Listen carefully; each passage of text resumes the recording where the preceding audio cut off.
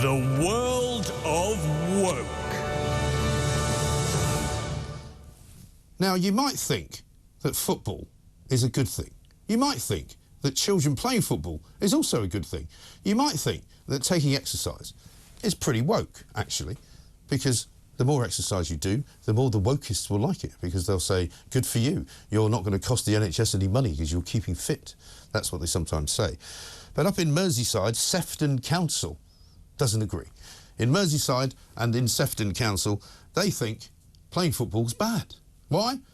Because they don't like heavy leather balls. Now, I don't know about you, but my kids have got a lot of footballs. They've got, the garden is literally rammed full of them. Footballs nowadays are not heavy. They're not really, really hard at all. You should try and play football with some of the footballs we used to play with when I was a kid.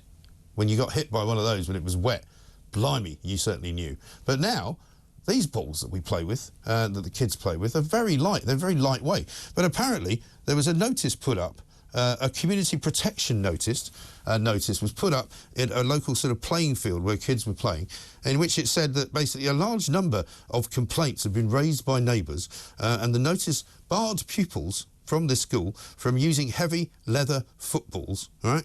They basically said, you must only play with light, flyaway or foam footballs. Well, you can't play with a foam football outdoors. A foam football is what you play with when you're playing indoors so you don't break anything. For heaven's sake, let them play with proper footballs, right? Kids being banned from playing football by local council. I mean, can you get any more woke than that? Absolutely ridiculous. No doubt they'll say, well, you can't have a football made out of leather because we're vegan and we don't want you to be using anything like that. Vegan footballs. Can you imagine? Plastic footballs. Not very woke, is it? Using plastic, not good for the environment, that kind of thing. It's just a mad story. So that's why I had to bring it to you on The World of Woke.